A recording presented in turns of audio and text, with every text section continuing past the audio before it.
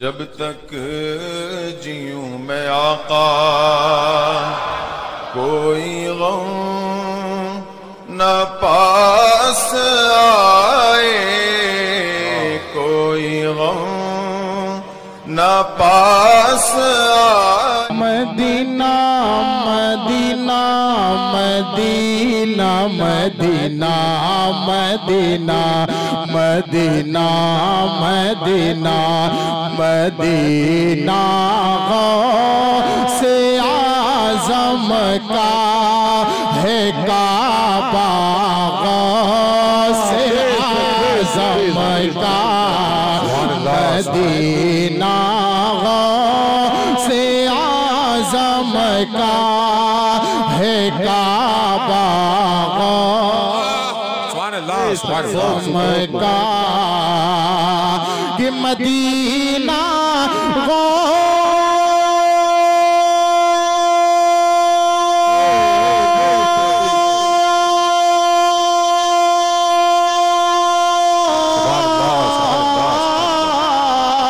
Medina से आज़म का है काबा, से आज़म का। और सभी वलियों के कांधों पे है तलवार, से आज़म का।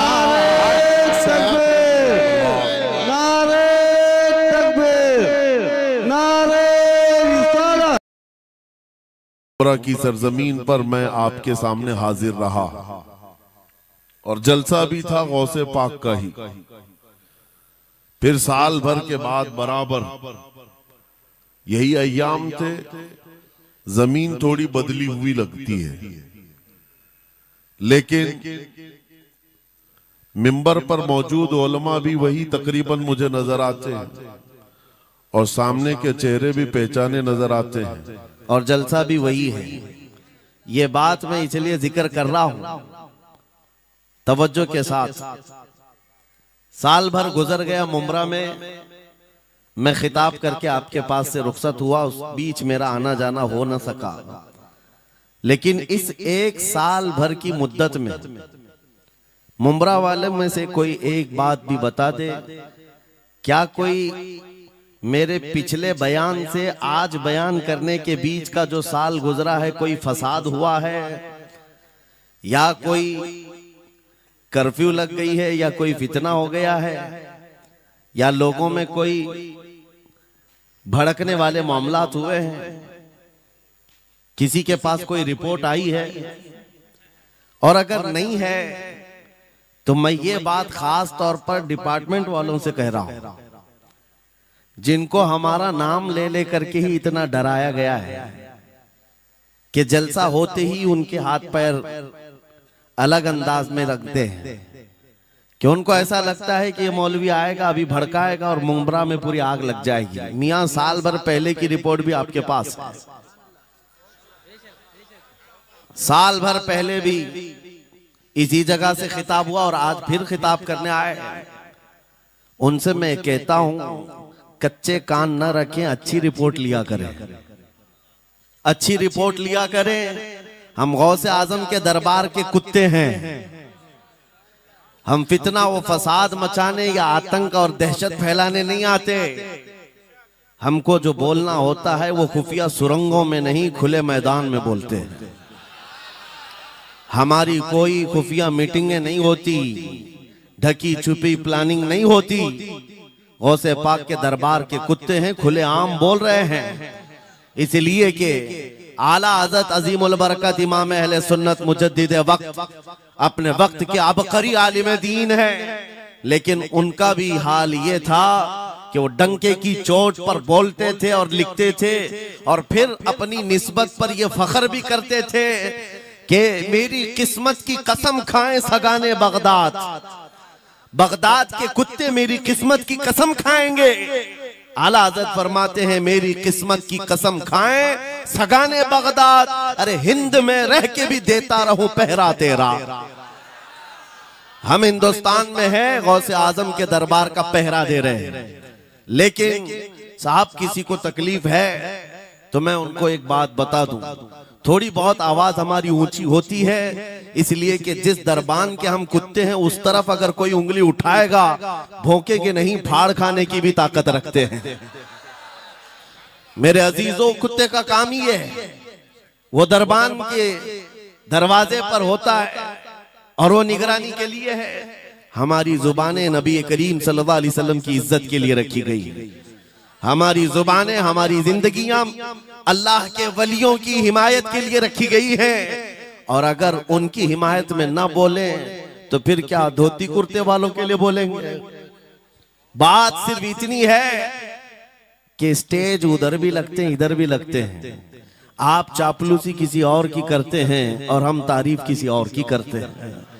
आप माल के पीछे भागते हैं और फिर आप मौजूदा हुकूमत जो भी मौजूद है उसके सिक्कों पर और उनके ओहदे पर और उनके मनसब पर देख करके आप बात करते हैं। लेकिन अल्हम्दुलिल्लाह हम फकीरों की आदत ये है, हम बरसों पुराने आबा व अजदाद से गौसे आजम के ही दरबान, उनके ही गुलाम हैं। इसलिए कि हमने ये सुना भी है और पढ़ा भी है, हमारे यहाँ निस्बत पर फख्र किया जाता है। और कैसी निस्बत पर? अरे हमारे वक्त का मुजद्दिद जब इस बात पर फख्र करता है, या गौस तुझसे दर, दर से सग और सग से है मुझको निस्बत।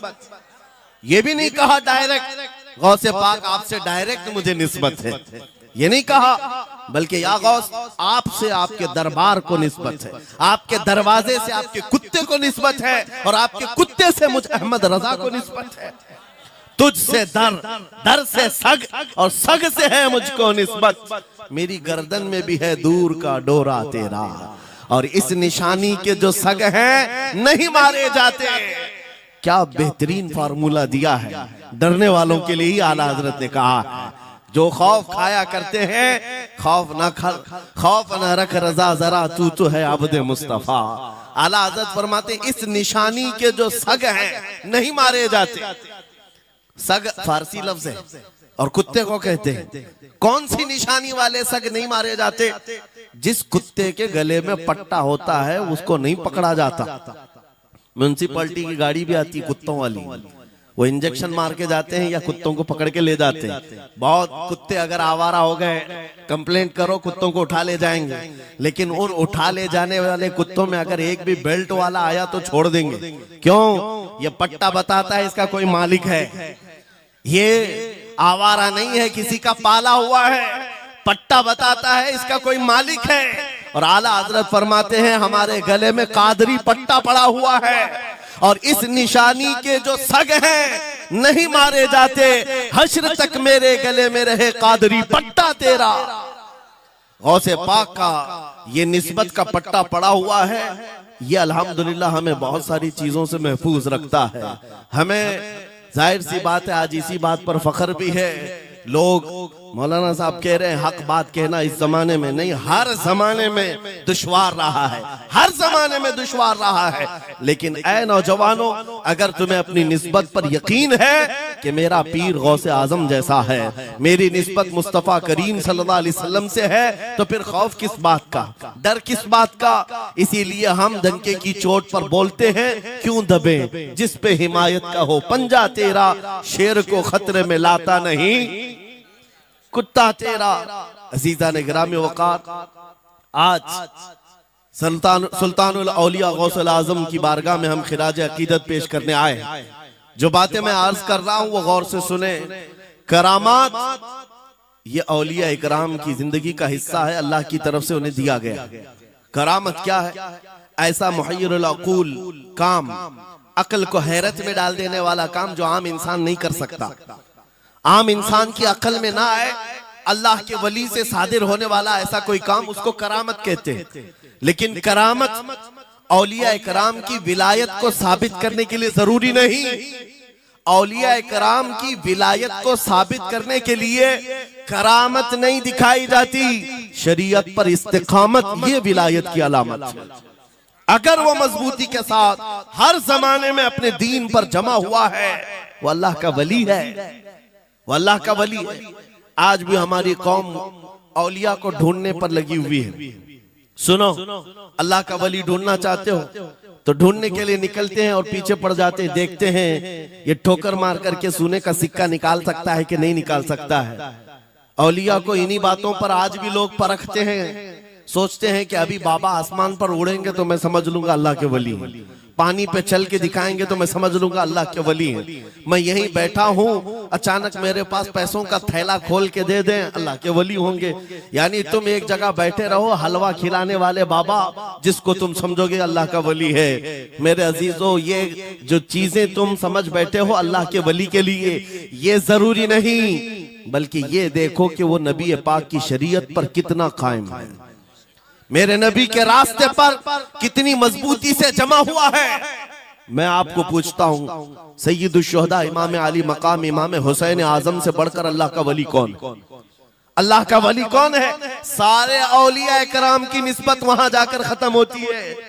उस हुसैन आजम को देखे करबला के मैदान में अपने बच्चों की कुर्बानी के सामने भी जमे रहे, डटे रहे, करामत का इजहार नहीं किया, शरीयत पर इस्तिकामत लोगों को दिखाया। दुनिया में जैसी भी आफतें आ जाएं, मुसीबतें आ जाएं, अगर दीने मुस्तफा पर जमा हुआ है, इस्तिकामत के साथ खड़ा हुआ है, वो उसकी सबसे बड़ी विलायत है, वो सबसे बड़ा वली है। अल्लाह का वली वो है जो शरीयत पर जमा हुआ है, डटा हुआ है, कायम है। और करामात औलिया इकराम की जिंदगी का एक छोटा हिस्सा है, छोटा हिस्सा है, और इस्तिकामत ये बहुत बड़ा हिस्सा है।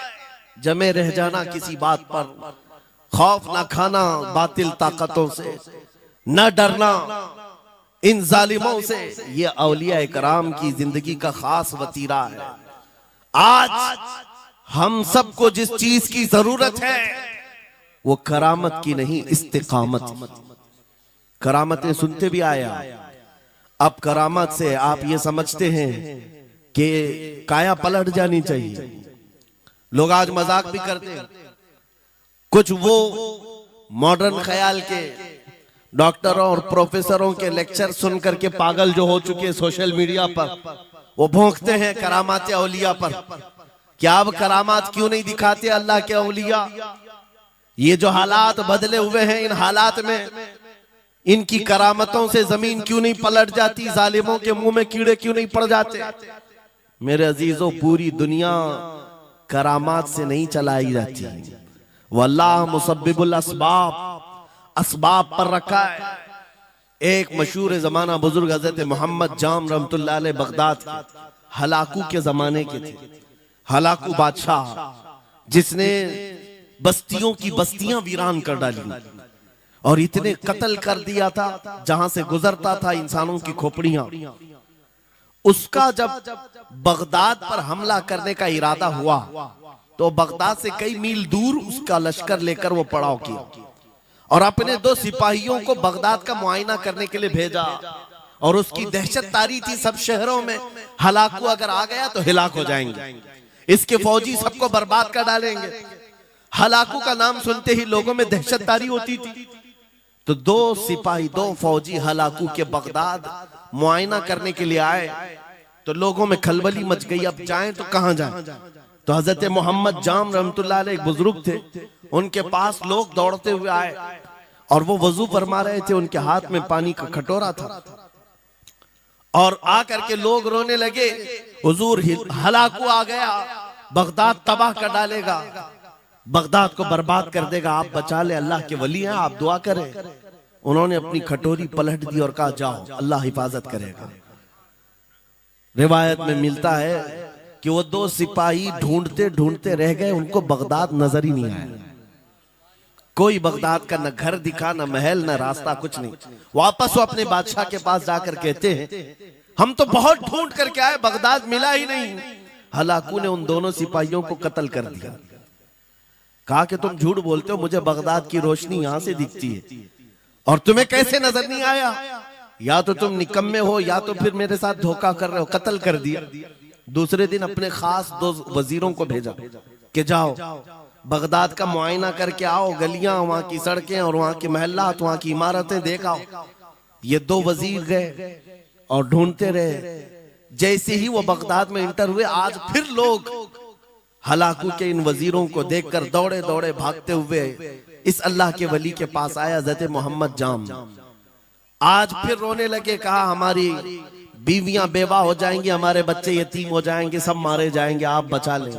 आज फिर से उन्होंने खटोरी पलट दी, कहा जाओ अल्लाह हिफाजत फरमाएगा। अल्लाह वालों का ये तसर्रुफ है, ये करामात है। वो चाहे तो पूरे लोगों को पोशीदा कर दे जालिमों की नजर से। दूसरे दिन वो वजीर भी ढूंढते रह गए, उनको भी बगदाद नजर नहीं आया। वापस गए, बादशाह के वो बड़े मोतमद लोग थे, कहा कि हम भी गए लेकिन हमको बगदाद नजर नहीं आई। हलाकू को बड़ा ताज्जुब हुआ, ऐसा कैसे हो सकता है, लोकेशन बिल्कुल सही है, हम सामने चंद मील के फासले पर है और इनको बगदाद नजर क्यों नहीं आता। तीसरे दिन उसने कहा कि अब किसी मुआयने की जरूरत नहीं, कोई जायजा लेने की जरूरत नहीं, हम डायरेक्ट जाते, फौज को तैयार करो। पूरी फौज को लेकर के जब तैयार होकर वो बगदाद के सरहद पर आकर खड़ा हो गया, उसके जंग का बिगल बजा और तबाही के आवाजें आने लगी, तो आज लोग फिर दौड़ते हुए हजरत मोहम्मद जाम के पास आए और उनसे रो रो कर गिड़गिड़ाने लगे, कहा आज तो आफत आ गई, बड़ी बला आ गई। तवज्जो से सुनना मेरे अजीजों, आज आप अगर ना बचाएं तो सब तबाह हो जाएंगे, बर्बाद हो जाएंगे। आज आप अपनी कटोरी उठा रहे थे, उन्हें गैब से निदा आई, ए मेरे महबूब बंदे, कब तक तुम अपनी कटोरी उठाकर इनको बचाते रहोगे। इनको मोहलत दी गई थी अपने अमाल दुरुस्त करने की, ना इन्होंने तौबा किया ना अपने अमाल दुरुस्त किए, इनको इनके हाल पर छोड़ दो। अल्लाह के वलियों को हुक्म होता है अल्लाह का, अब इन्हें न बचाया जाए तो जाहिर सी बात है वो हुक्म इलाही के पाबंद है। उन्होंने वो कटोरी छोड़ दी। फिर हलाकू दाखिल हुआ बगदाद में और ऐसी तबाही मचाई थी कि पूरे बगदाद की सड़कों में सिर्फ खून ही खून था, तबाह बर्बाद कर दिया, ईंट से ईंट बजा डाली। इस वाक़े को मैंने पढ़ा, उसके बाद ये महसूस हुआ अल्लाह के औलिया इकराम मदद जरूर करते हैं, लेकिन एक वक्त तक, जब वो वक्त आ जाए अल्लाह की तरफ से मना हो जाए कि ये कौम बड़ी सरकश है, अब इनकी मदद ना की जाए, तो फिर ये हाथ उठा लिया करते हैं और इनको हालात पर छोड़ दिया जाता है।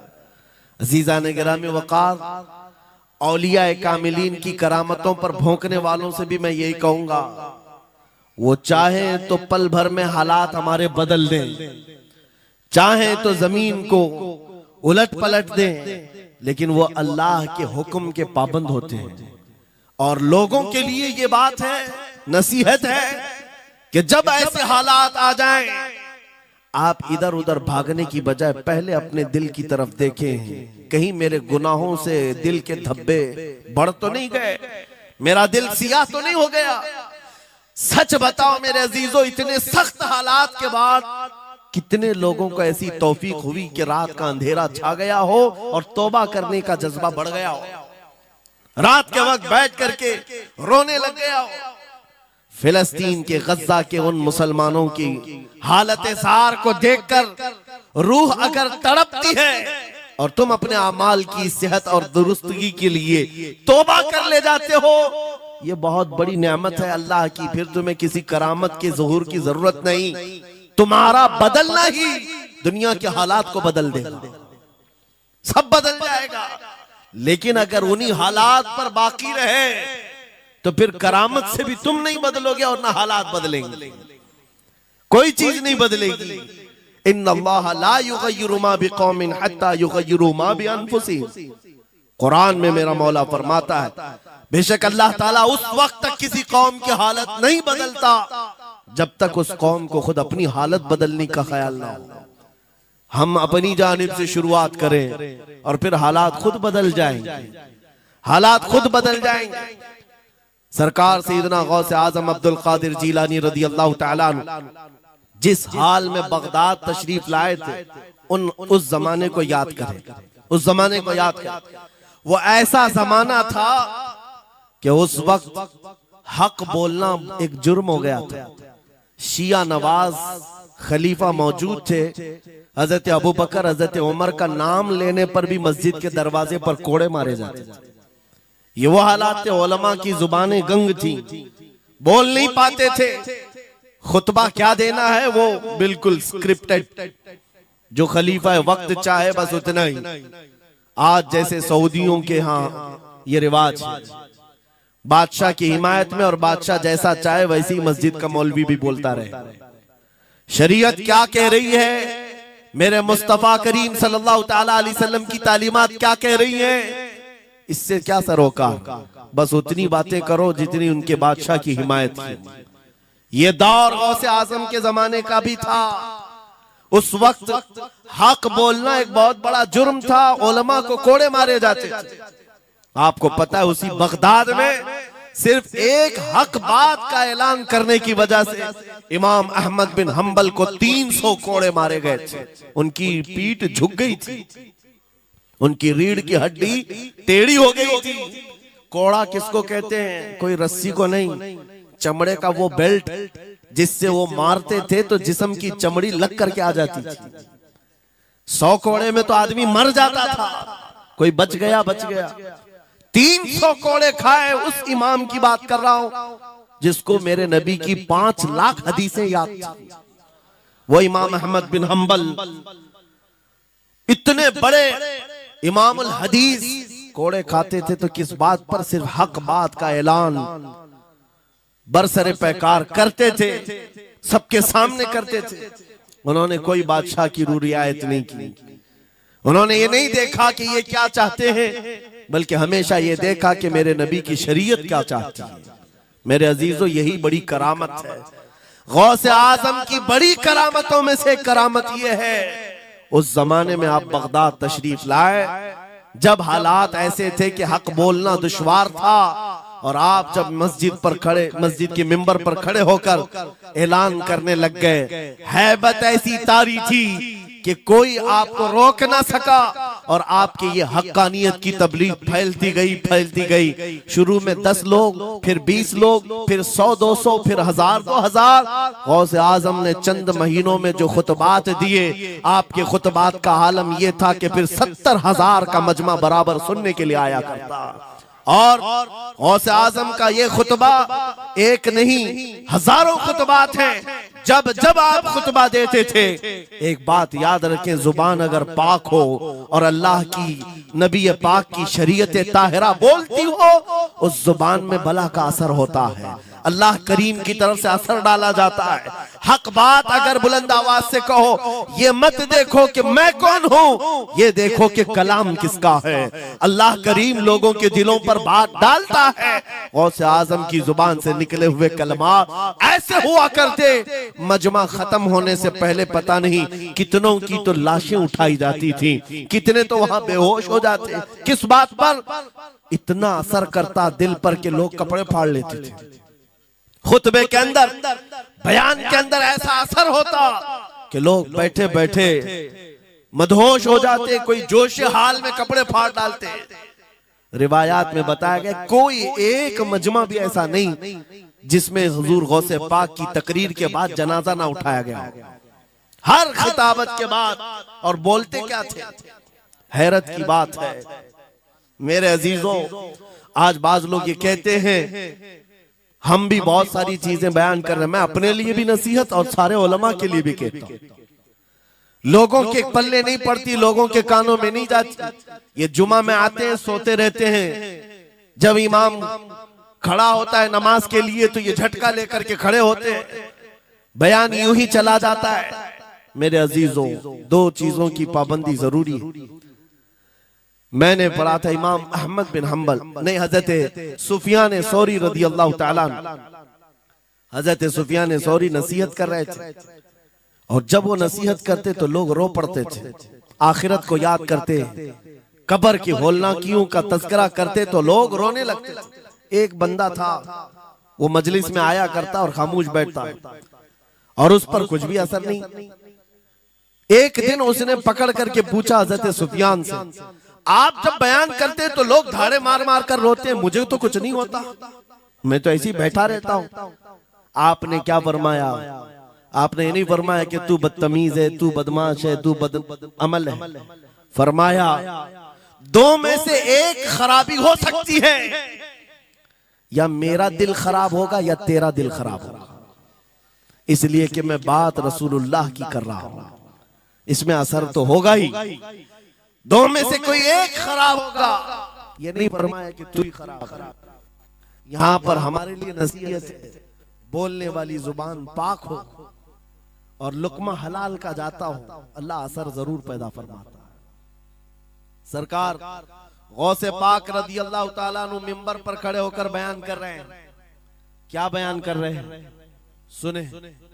एक दिन आप हजरत अब्दुल जब्बार को बैठाए, अपने बेटे को, वो बयान करते रहे। उसके बाद उतर कर के आगे कहा, अब्बा जान आप जो बयान करते हैं उसमें जो रिक्कत तारी होती है वो मेरे बयान में नहीं होती, आप बयान करें। गौसे पाक मिंबर पर खड़े हो गए और सुनो, 70,000 का मजमा है। गौसे पाक की तकरीर क्या है, डायरेक्ट शुरू फरमाते गौसे पाक, ऐ लोगों मेरे घर में आज एक बड़ा हादसा हो गया। अपने घर का वाकया बयान कर रहे, मेरे घर में आज एक अजीब हादसा हो गया। अब्दुल जब्बार की माँ यानी अपनी बीवी के बारे में कह रहे हैं, उनके बेटे हजरत अब्दुल जब्बार कहते हैं, अब्दुल जब्बार की माँ मेरे लिए दही मट्टी की हांडी में जमा कर रखी हुई थी, एक छीके से लटकाई हुई। गर्मियों के दिन थे, आज मेरी भी ख्वाहिश थी दही खाने की। मैं घर पहुंचा दोपहर के वक्त, दही की हांडी मेरी बीवी ने उठा करके दस्तरखान पर रखा था। मेरे पहुंचने से पहले ही एक बिल्ला आया घर में और पांव से झपटा मारा, वो दही का मटका गिर गया, टूट गया और दही पूरा जमीन पर बह गया। न माँ खा सका न मेरी बीवी खा सकी। इतना बयान करना था कि लोग ठाड़े मारकर रोने लग गए, कपड़े फाड़ने लग गए। लोगों के अंदर जोश हाल से कैफियत बदल गई। मेरे अजीजों, कोई अपने घर का वाकया बयान कर रहा हो कि दही की हांडी फट गई, दही बह गया, इसमें कौन सी ऐसी बात है रोने की? ये हमारे और तुम्हारे लिए हो सकता है। गौसे आजम का मजमा भी अहले दिल का हुआ करता था, वो बसीरत वाले लोग बैठते थे। गौसे पाक क्या बयान कर रहे थे? गौसे पाक के बयान का मतलब ये नहीं है कि अब्दुल उनकी बीवी दही की हांडी जमाई थी और उनके लिए खाने का इंतजार कर रही थी। गौसे आजम अपने वाकये से दुनिया की हालत बता रहे थे, ऐ लोगों, जिस तरह मेरे घर में आज मेरे खाने से पहले दही का मटका टूट गया और दही बह गया, सबकी हालतें तकरीबन ऐसी होती हैं। इंसान अपने लिए इतना कमाता है, माल जमा करता रहता है, और जब उसके खाने का वक्त आता है मलकुल मौत पंजा मारकर रूह निकाल लेता है और सारा माल उसका धरा का धरा रह जाता है, ना वो चख पाता है ना खा पाता है। गौसे पाक रज़ी अल्लाह ताला अन्हु ये दुनिया की हालात बता रहे थे। और मेरे अजीजों, आज भी वही हालात हैं हमारे, आज भी वही हालात हैं। हमने कमाने के लिए अपनी सेहत गंवा दी, रात नहीं देखा, दिन नहीं देखा, दौड़ते रहे माल हासिल करने के लिए। इतना जमा कर लूं, इतना जमा कर लूं, इतना जमा कर लिया, जब तक तो सेहत बिगड़ गई, शुगर भी आ गई, बीपी भी आ गई और ऐसी बीमारियां लग गई कि अब इनको ठीक करने के लिए जितना जमा किया था खर्चा करते रहो। शेख सादी रहमतुल्लाह अलैह फरमाते हैं, ये दो कामों में तो इंसान की पूरी जिंदगी खत्म होती है। पहले कमाने के लिए सेहत गंवाता है और फिर सेहत बचाने के लिए माल गंवाता है। ये दो चीजों में गौसे पाक रज़ी अल्लाह ताला अन्हु की नसीहत यही थी कि इतना जमा कर ले जाते हो, इतना जमा करते हो कि फिर जब खाने का वक्त आता है तो मियाँ ऐसे हालात होते हैं कि नमक भी नहीं खा पाते, शक्कर भी नहीं खा पाते। दूसरी बातें तो छोड़ो, शुगर वाले शक्कर नहीं चख पाते, बीपी वाले नमक नहीं चख पाते। अरे ये बड़ी छोटी चीजें हैं और माल देखो तो करोड़ों का है, अरबों का है, अरबों का माल पड़ा हुआ है, नमक नहीं चख पाते, शक्कर नहीं खा पाते। किसके लिए जमा किया था? और थोड़ी और बड़ी बीमारी हो गई तो पानी भी नहीं पी पाते, डायलिसिस चल रहा है, किडनी खराब है। कितने ऐसे लोग मिलते हैं आज, कितने ऐसे हैं जिन्होंने साफ मुझसे कहा कि डॉक्टर ने पूरा गिन करके कहा है कि पूरे दिन भर में जो है एक ढक्कन से पानी पीना, बोतल का जो ढक्कन होता है उस ढक्कन से बस बूंद बूंद चखते रहना, पानी ही ना पियो, इसलिए कि किडनी काम नहीं करती। ये दुनिया है मेरे अजीजों। हमने अपनी सेहत गंवा दी, पूरी की पूरी सेहत गंवा दी इसको हासिल करने के लिए। इसी को मेरे इमाम अहले सुन्नत फाजिल बरेलवी ने कहा था, शहद दिखाए जहर पिलाए, कातिल डायन शोहर कुछ, इस मुर्दार पे क्या ललचाए, दुनिया देखी भाली। लेकिन समझ में किसी को नहीं आता, उस वक्त समझ में आने लगता है जब जाने का वक्त होता है। जाने के वक्त हालात ऐसे होते हैं, मैं अक्सर अपने टूर में देखता हूँ, उमरा पे जाते हैं, बगदाद पे जाते हैं, खूब आयश से रहते हैं, सबको पता रहता है प्लेन में सिर्फ 30 किलो का अलाउड है, लेकिन मार्केट में जाते हैं तो उनको कुछ खबर नहीं होती, सब खरीद रहे होते हैं। हो जाएगा, खरीद करके लाकर रूम में भर दिए, और आज शाम में जाना है तो ठोस रहे हैं इस बैग में उस बैग में नहीं घुसा, और उसके बाद फिर एयरपोर्ट पहुंचे तो कभी इसको रिक्वेस्ट कभी उसको रिक्वेस्ट, थोड़ा हमारा भी ले लो, थोड़ा हमारा भी ले लो। अरे वहां सबका 30 है, कोई लेने को तैयार नहीं। फिर खरीदा हुआ वहीं छोड़ करके हसरत भरी निगाह से देखते जाते हैं, किसी की खजूर छूटी हुई है, किसी के मुसल्ले छूटे हुए हैं, किसी के कपड़े छूटे हुए हैं। हर बार हम एयरपोर्ट पे देखते हैं, छोड़ करके जा रहे होते हैं, बड़ी हसरत से देखते हैं। मेरे अजीजों, ये कोई लतीफा नहीं, सेम यही हालात जब दुनिया से जा रहा होता है एक इंसान, मरने से पहले उसकी आंखें फटी रह जाती हैं। क्यों कहा गया है मरने के वक्त सबसे पहले उसकी आंखें बंद कर दो? क्योंकि वो अपना माल देख रहा होता है, अपनी औलाद देख रहा होता है, अपना घर बार देख रहा होता है। मैंने इसको बनाया था, इस तरह से कमाया था, इस तरह से इसको पाला था, ये सब देखता रह जाता है। उनमें से किसी चीज को उठा भी नहीं पाता, ले नहीं जा सकता, यहाँ तक कि ऐसी हालत होती है खुद जा भी नहीं पाता, दूसरों के कंधों पर सवार होकर जाना पड़ता है। ये दुनिया की हकीकत। गौसे पाक की तालीमात अगर पढ़ते रह जाओ मेरे अजीजों, तसव्वुफ का एक ऐसा किला है, गौसे पाक की तालीमात काफी है तुम्हें तौबा करने के लिए, दुनिया में दिल लगाने के लिए और उससे दिल हटाने के लिए। गौसे पाक की तालीमात काफी है। आपने फरमाया था दुनिया में ऐसे रहो जैसे कश्ती समंदर में चलती, कश्ती समंदर में चलती है, यानी पूरे भरे हुए मौजों के पानी पर कश्ती चल रही है, लेकिन उसका कुछ बिगड़ता नहीं है। हाँ, अगर पानी कश्ती के अंदर आ गया तो फिर कश्ती के लिए खतरा है, डूब जाएगी। तुम दुनिया में ऐसी ही रहो कि तुम्हारे अंदर दुनिया ना आए, तुम दुनिया में हो, तुम्हारे अंदर दुनिया ना आ जाए। अगर तुम्हारे अंदर दुनिया घुस गई तो डूब जाओगे, फिर यहां से निकल नहीं पाते।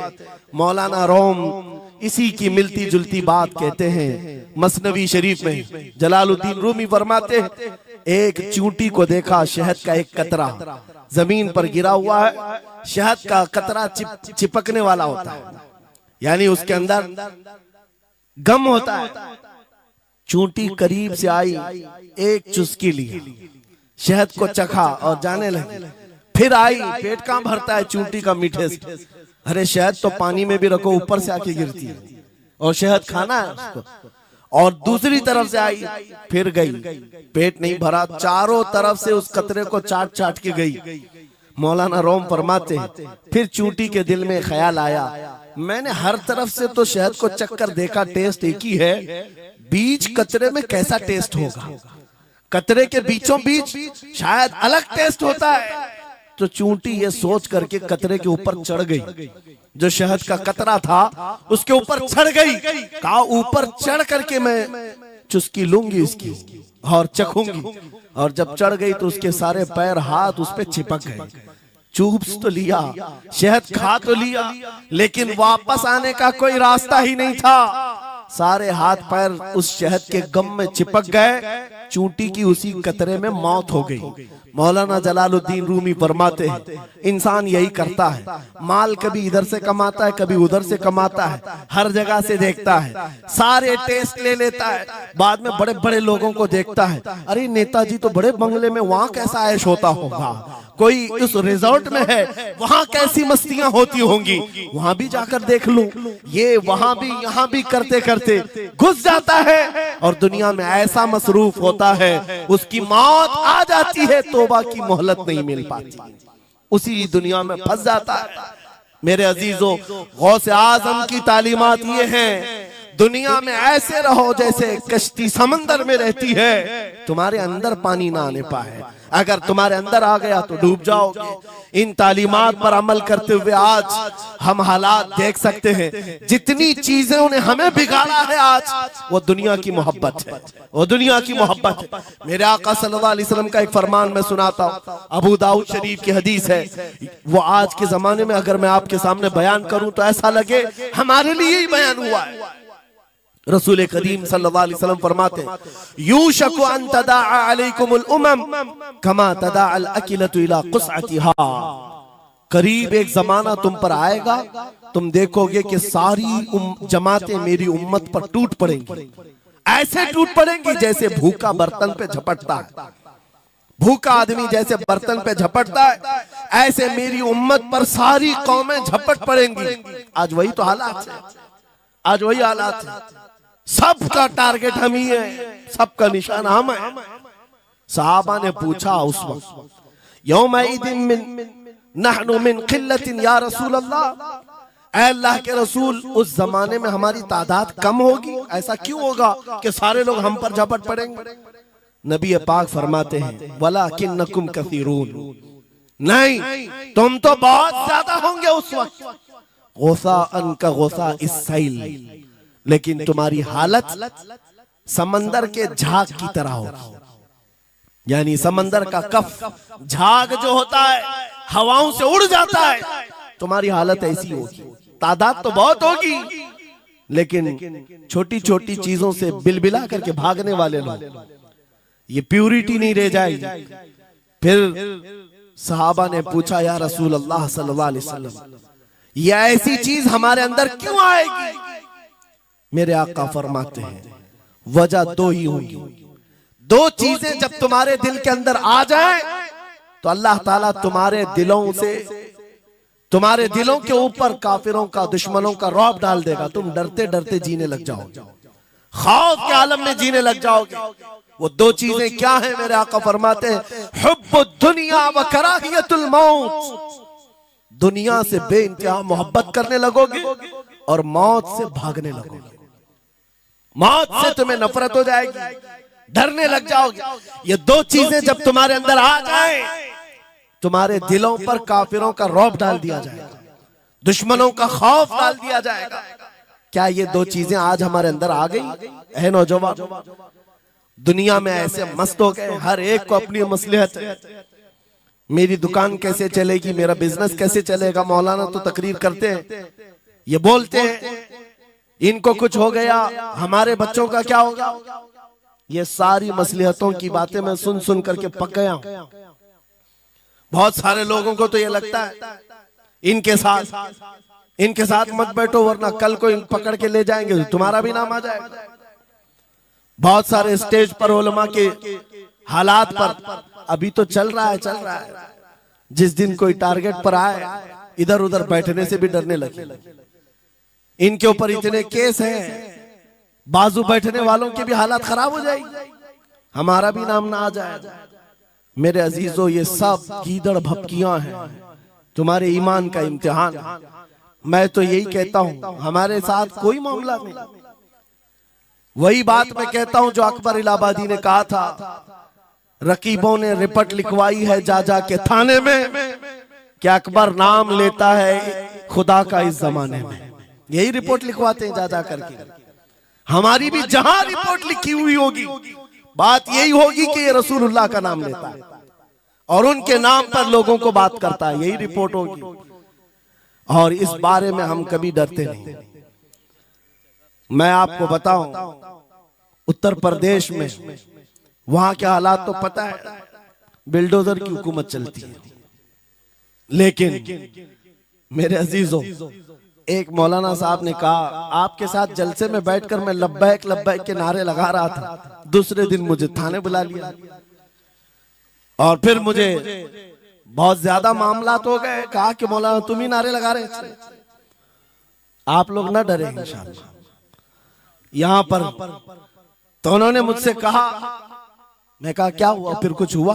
कहा मुझसे कह रहे थे केस हो जाएगा, हालात बिगड़ जाएंगे, खराब हो जाएंगे। मैंने कहा फख्र करो मौलाना इस बात पर, दुनिया चोरी करके थाने जाती है और तुम नबी का नाम लेकर जा रहे हो, कौन सा मसला है? बात सिर्फ इतनी है मेरे अजीजों, हम बोलते रहेंगे उस वक्त तक जब तक अल्लाह तबारक व तआला ने जुबान रखी है।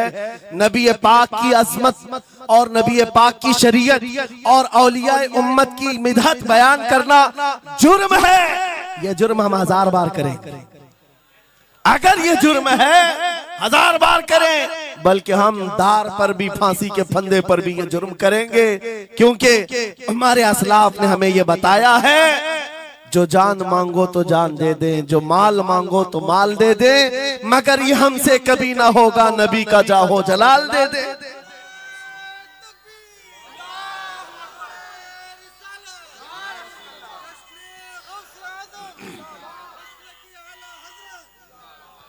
खामखा बेचारे हमारे रिश्तेदारों को डरा करके रखे लोग, पुलिस वाले हजरात को कुछ लोग रिपोर्ट लिखवा कर डरा करके रखे हुए। मैं आपको बता रहा हूं, एक साल में तकरीबन 170 के करीब जलसे करके आए। किसी एक जगह की भी रिपोर्ट निकाल करके बताओ कि हमने कहीं फसाद करवाया, हमने कहीं पर लोगों में माहौल बिगाड़ा हो, या पब्लिक भड़क करके एक दूसरे के जंग करने पर आई हो, कहीं नहीं। अगर कौम को, सोई हुई कौम को बेदार करना तुम्हारे नजदीक भड़काना है, तो ये भड़काना तो बहुत अच्छा है मेरे अजीजों। हमारा काम सिर्फ इतना है, हम उन नौजवानों से बात कर रहे हैं जो अपने नबी के फिदाई हैं, जो अपने नबी के आशिक हैं, और हम सिर्फ उस लौ को और बढ़ाना चाहते हैं जो इनके सीनों में जल रही है। इनके सीनों में किसी और की नहीं, मेरे मुस्तफा की मोहब्बत की शमा है। अगर वो मध्यम है, हम उसको तेज करना चाहते हैं। बस मेरे नौजवान से मेरा मुतालबा सिर्फ इतना ही है, किसी की जय विजय क्यों पुकारे, क्या गरज हमको, हमें काफी है सैयद अपना नारा या रसूल अल्लाह, हमें काफी है सैयद अपना नारा।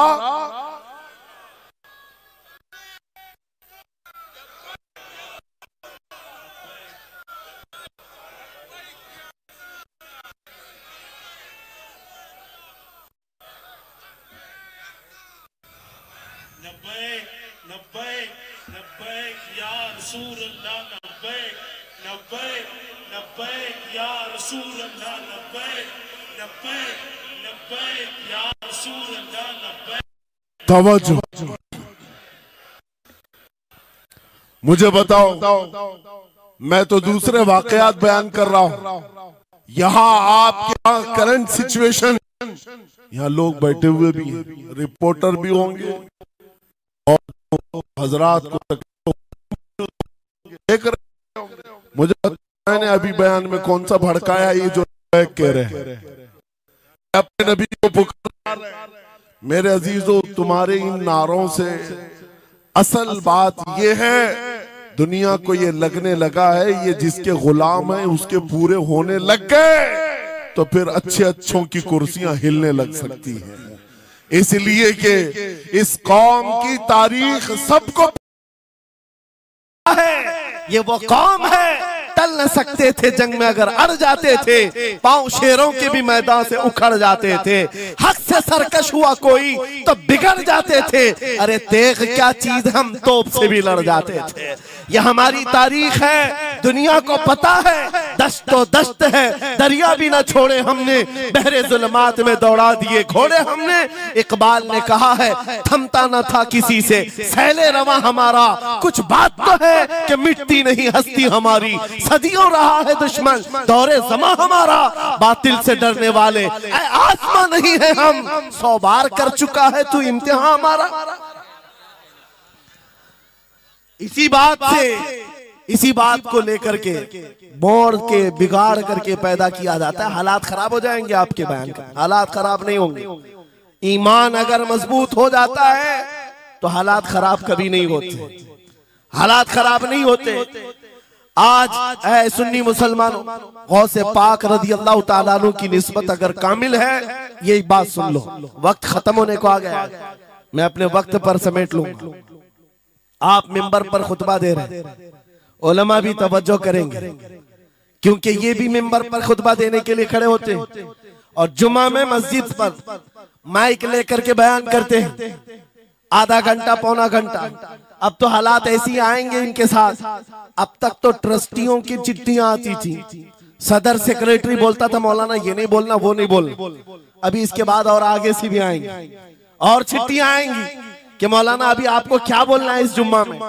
ये डरे भटके हुए लोग जो उलमा की गर्दनों पर राज करते हैं, उनसे भी मैं कहता हूँ खोल दो, आजाद कर दो उन जुबानों को जो मेरे मुस्तफा की हैं, जो नबी पाक सल्लल्लाहु अलैहि वसल्लम की हैं। इनकी जुबानों पर ताले ना लगाओ। या उलमा तुम्हारे दीन के मुहाफिज हैं, तुम्हारी नस्लों की शरीयत के मुहाफिज हैं। आज इनकी जुबानों को बंद करोगे, कल तुम्हारे बच्चे नबी का नाम लेने से घबराने लग जाएंगे, डरने लग जाएंगे। उलमा के गलों में और इनकी गर्दनों में रस्सियां न डालो। ये तो उन जालिम ट्रस्टियों से कहता हूँ, बाकी उलमा से कहता हूँ अगर हालात ऐसे आ गए ठोकर मार दो इनकी नौकरियों को। एक दरवाजा अगर ये बंद करते हैं, मेरा मौला 70 दरवाजे और खोलेगा।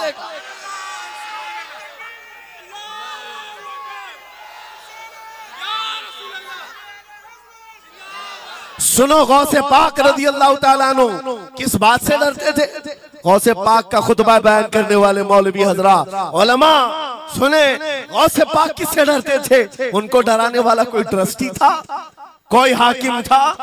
बल्कि हालात ऐसे थे, एक बार खिताब कर रहे हैं मजमे में, बहुत बड़ा मजमा है, खिताब के बीच दरमियान अभी वाज हो रहा है, एक काला सांप गिर गया आपके कंधे पर। सांप गिर गया और गिरा ही नहीं, गिर करके फिर वो आपके गले के अंदर से दाखिल हो गया, आस्तीन में आया, आस्तीन में आया और फिर इधर आया। वो लौट लौट करता रहा। लोग जो मजमे में बैठे थे उन पर हैबत तारी थी, वहशत तारी थी। कोई जगह छोड़कर इधर उधर हो रहा है, लेकिन गौसे पाक का कदम डगमगाया नहीं, ना जिस्म के अंदर कोई हरकत हुई। आपका बयान कंटिन्यू जारी रहा, उसी तरह जारी रहा। वो सांप कभी आपके सामने आया, कभी इधर आया और घूम फिर करके वापस चला गया।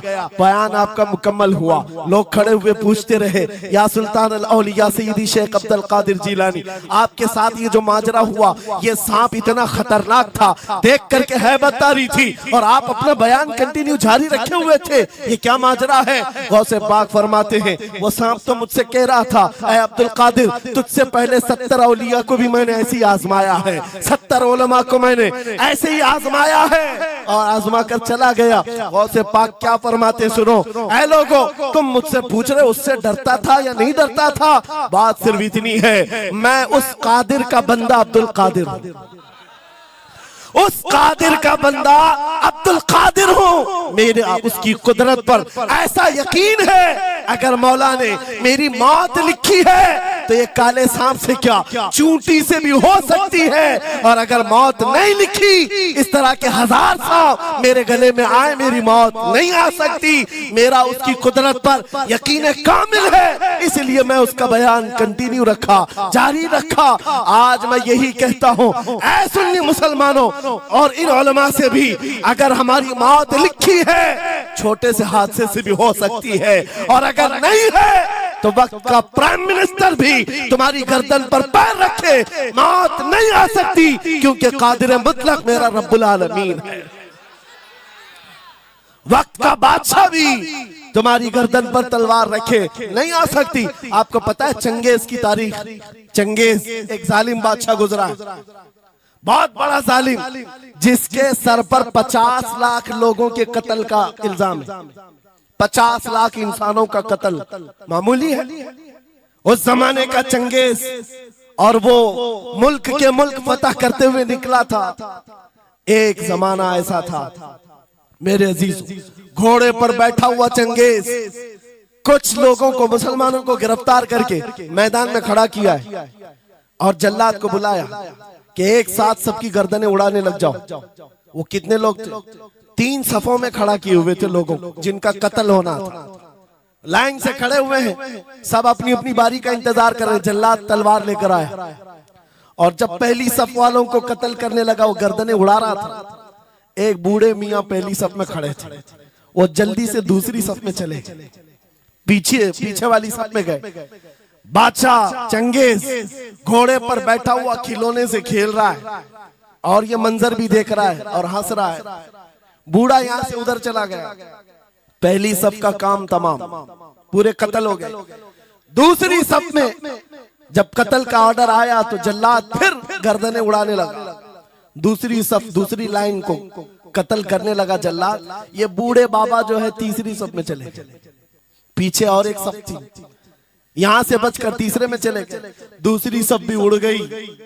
उसके बाद बादशाह चंगेज कहा मार करके कहने लगा, बाबा जी अब तो इसके पीछे कोई सफ नहीं, ये तीसरी थी, अब कहां जाओगे?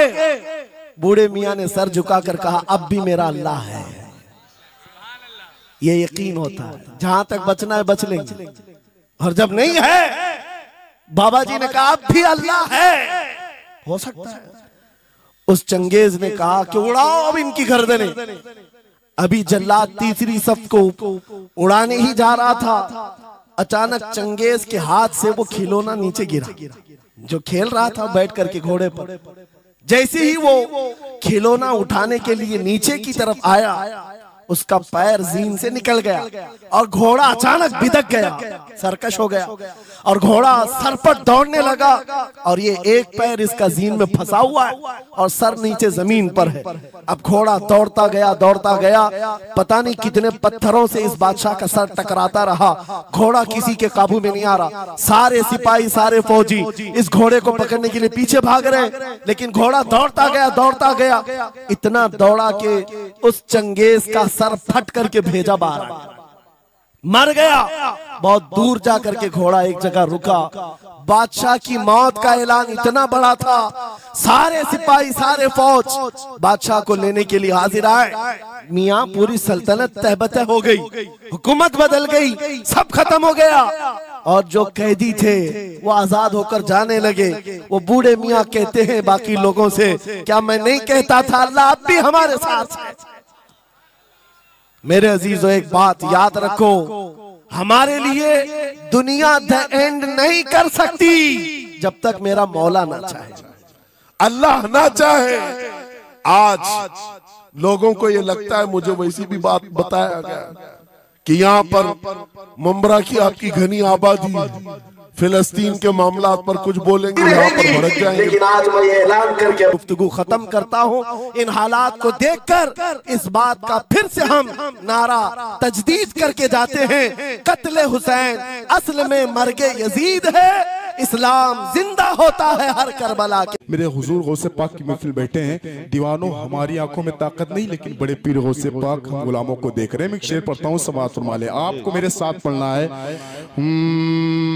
Medina Medina Medina Medina Medina Medina Medina Medina Medina Medina Medina Medina Medina Medina Medina Medina Medina Medina Medina से आज़म का है काबा, से आज़म का मदीना, से आज़म का है काबा, का कि मदीना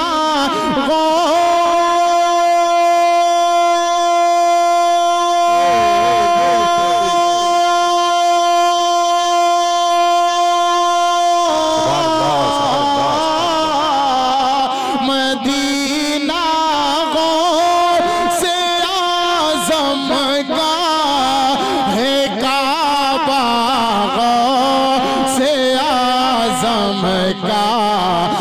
सभी वलियों के कांधों पे है तलवार से आज़म का।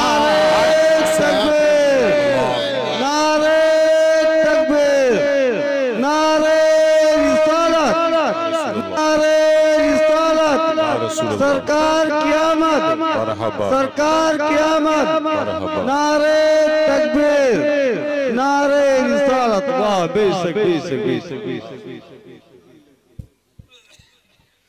सभी वलियों के कांधों पे है तलवार से आज़म का।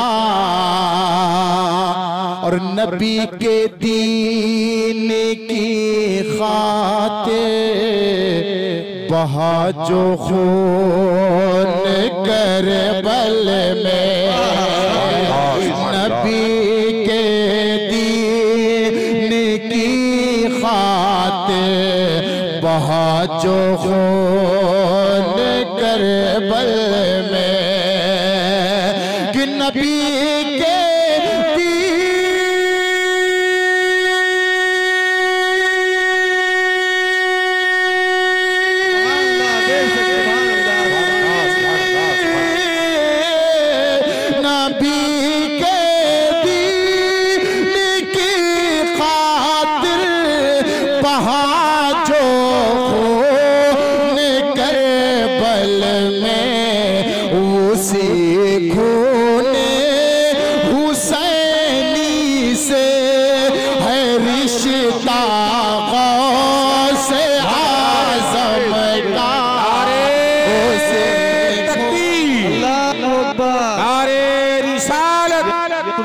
जश्न गौसे आज़म कॉन्फ्रेंस जिंदाबाद, मसलके आला हजरत जिंदाबाद, उलमाए अहले सुन्नत जिंदाबाद, नारे तकबीर, अल्लाहु अकबर, नारे रिसालत।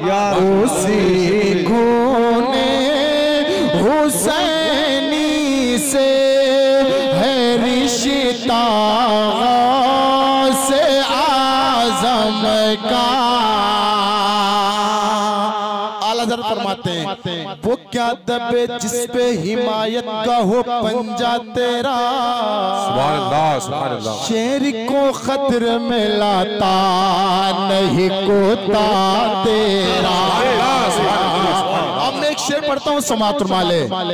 न मुझको तू दिखा आंखें, तुझे क्या ये नहीं मालूम, न मुझको तू दिखा आंखें, तुझे क्या ये नहीं मालूम, न मुझको तू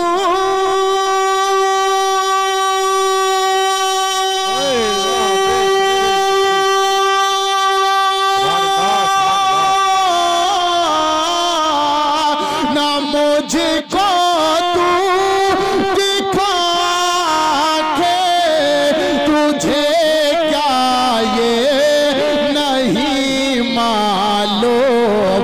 अरे हजारों शेर पर भारी है कोता गौसे आज़म का। हजारों शेर पर भारी है कोता से आज़म का। और एक शेर गरीब नवाज के बारे में कह दे सुभान अल्लाह। मोइनुद्दीन चिश्ती जिसको कहता है जहां सारा, मोइनुद्दीन चिश्ती जिसको कहता है जहां सारा, कि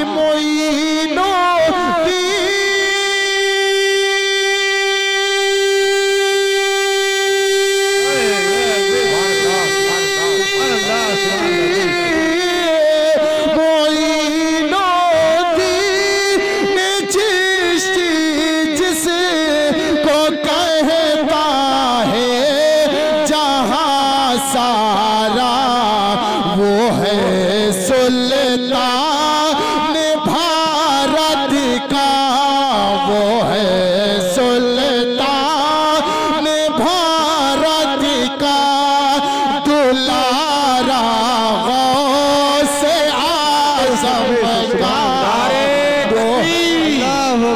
नारे रिसालत, जश्न गौसे आज़म जिंदाबाद, जश्न गौसे आज़म।